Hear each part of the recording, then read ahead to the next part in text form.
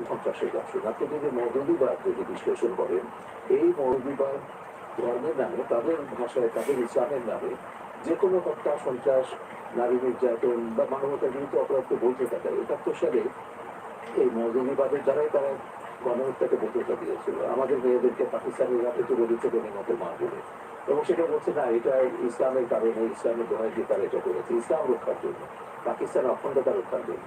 তো আদালতে যখন চাওয়া যাওয়া হবে তখন মৌদুদের দর্শনটাই তখন আদালতের কাঠগড়ায় দাঁড়িয়েছে। তো সেদিক থেকে বিএনপিকে এটা আনা একটু কঠিন হবে, দেশের ওপর পর্যাপ্ত তথ্য না থাকে, প্রমাণ না থাকে।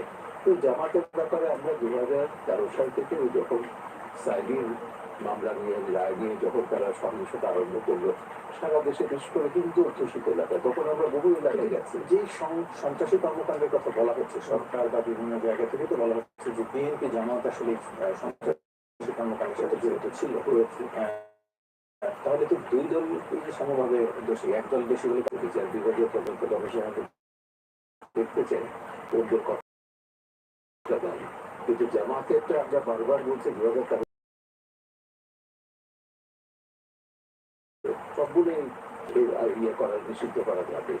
সেই জন্য আমরা কিন্তু 2013 সাল থেকে আমরা এই দাবিটা করছি। একটা হচ্ছে আন্তর্জাতিক অপরাধ ট্রাইব্যুনালে ৭১ গণহত্যার জন্য জামাতে বিচার করে জামাতকে নিষিদ্ধ করতে হবে। আর দ্বিতীয়ত হচ্ছে 2009 সালে সন্ত্রাস বিরোধী আইনে জামাতকে নিষিদ্ধ করতে হবে। একটু আমি এখানে, আপনি যেহেতু বলছিলেন 2013 সালের কথা, বা এর আগে থেকেই তো আসলে জামাত নিষিদ্ধের দাবি, আপনি দীর্ঘদিন ধরে আন্দোলনে আছেন, এই দাবি আমরা 3 বছর ধরে, বহু বছর ধরে আছেন। 90-এর দশকে জাহানারা ইমামকে নিয়েও আন্দোলন করেছেন।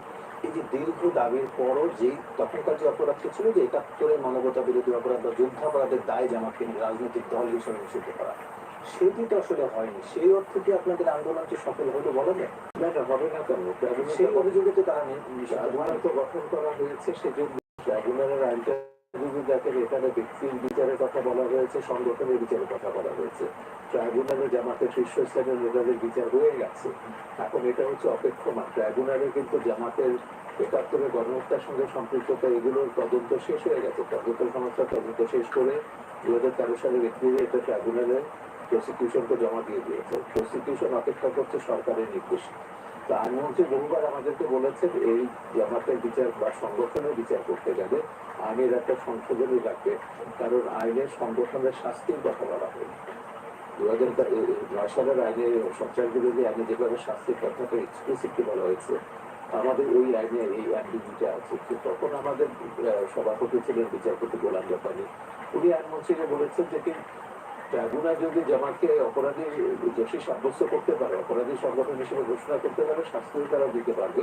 বিচারকদের বিচারপতির উপর সংশোধন করাটা কি খুব বেশি কঠিন ছিল আইনের?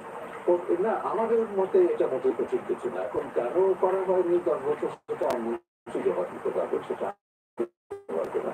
বাট আমি মনে করি এই আইনে যে নিষিদ্ধ করা হলো, এতে কিন্তু তাদের ৭১-এর অপরাধ মুক্তি ঘটছে না। এই নিষিদ্ধ হলেও জামাত ইসলামীকে আমরা ৭১-এর অপরাধের জন্য আন্তর্জাতিক অপরাধ ট্রাইব্যুনালে বিচার করতে পারবো, এটাও সময়ের দাবি। জামাত কেন? জামাতের সঙ্গে রাজাকার আলবদে রয়েছে, পাকিস্তানে হাইকমান্ড রয়েছে, সংগঠন যেসব সংগঠন ৭১-এর গণহত্যার সঙ্গে সম্পৃক্ত ছিল সবগুলো সংগঠনের কিন্তু বিচার করার বিধান আমাদের আইনে রয়েছে। কিন্তু সরকারের যে প্রজ্ঞাপন তাতে কিন্তু সেই আগের ঘটনার একটি রেফারেন্স রয়েছে। যেহেতু সরকার প্রমাণ রয়েছে জামাত ইসলামী ওর অঙ্গ সংঘ বাংলাদেশ জামাত, অঙ্গ সংগঠন বাংলাদেশ জামাত ইসলামী ছাত্রশিবির সাম্প্রতিককালে সংগঠিত হত্যাযজ্ঞ, ধ্বংসাত্মক কার্যকলাপ, সন্ত্রাসী কর্মকাণ্ডে জড়িত, উস্কানির মাধ্যমে জড়িত ছিল।